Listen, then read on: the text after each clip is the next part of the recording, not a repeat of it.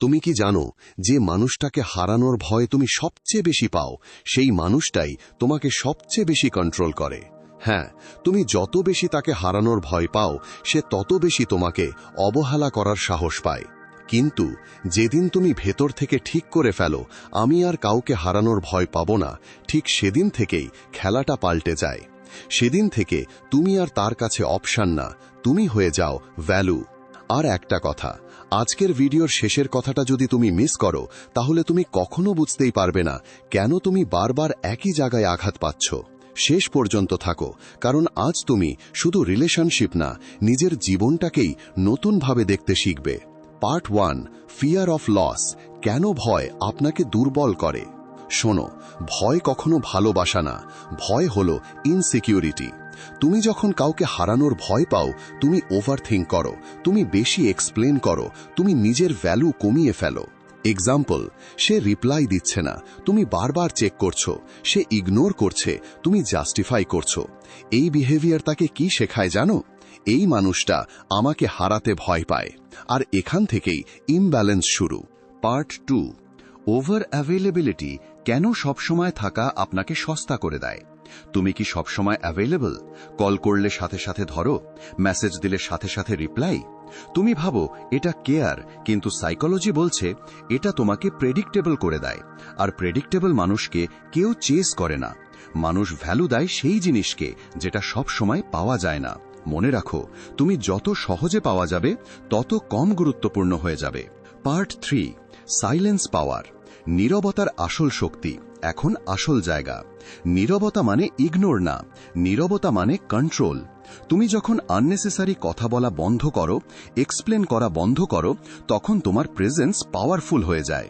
Example, আগে তুমি সব এক্সপ্লেন করতে, এখন তুমি শুধু অবজার্ভ করো। এই শিফটটাই তাকে কনফিউজ করে, কারণ সে তোমাকে আর প্রেডিক্ট করতে পারে না। Mid engagement, retention boost. এখন একটা অনেস্ট প্রশ্ন, তুমি কি কখনো এমন কারো পেছনে দৌড়েছ যে তোমাকে ভ্যালু দেয়নি? আর যেদিন তুমি পিছনে তাকানো বন্ধ করেছ সেদিন কি সে আবার ফিরে আসেনি? এটাই সাইকোলজি। পার্ট 4, সেলফ রিটার্ন, নিজের জীবনে ফিরে আসা সবথেকে বড় মিস্টেক কি জানো? আমরা নিজের জীবন ভুলে যাই কারোর জন্য, নিজের গোলস, নিজের পিস সবকিছু স্যাক্রিফাইস করি। কিন্তু যেদিন তুমি নিজের লাইফে ফিরে আসো, নিজের কাজ, নিজের গ্রোথ, নিজের হ্যাপিনেস, তখন তুমি ন্যাচারালি অ্যাট্রাকটিভ হয়ে যাও, কারণ তুমি তখন নিডি না, তুমি কমপ্লিট। পার্ট 5, অ্যাবসেন্স এফেক্ট, অনুপস্থিতির শক্তি। প্রেজেন্স মানুষকে অভ্যস্ত করে, অ্যাবসেন্স মানুষকে ভাবায়। তুমি যখন হঠাৎ আনঅ্যাভেলেবল হয়ে যাও তখন সে নোটিস করে এই মানুষটা কোথায়, কেন আর আগের মতো নেই। আর এখান থেকেই শুরু হয় curiosity, regret, realisation. Part 6, respect shift, সম্মান কিভাবে তৈরি হয়। ভালোবাসা চাইলে পাওয়া যায় না, কিন্তু রেসপেক্ট আর্ন করতে হয়। আর রেসপেক্ট আসে বাউন্ডারিজ থেকে, সেলফ রেসপেক্ট থেকে, ইমোশনাল কন্ট্রোল থেকে। তুমি যখন নিজের ভ্যালু প্রোটেক্ট করো তখন মানুষ তোমাকে হারানোর ভয় পায়। শোনো, তুমি কাউকে ধরে রাখতে পারবে না যতক্ষণ না তুমি নিজেকে ধরে রাখছো। তুমি যত বেশি ক্লিং করবে তত বেশি সে দূরে যাবে। তুমি যত কাম থাকবে তত বেশি সে তোমার দিকে আসবে। তুমি কাউকে হারানোর ভয় পাও কেন? কারণ তুমি ভাবো ও ছাড়া আমি ইনকমপ্লিট। কিন্তু সত্যিটা হলো তুমি কমপ্লিট। তুমি নিজের লাইফের মেইন ক্যারেক্টার।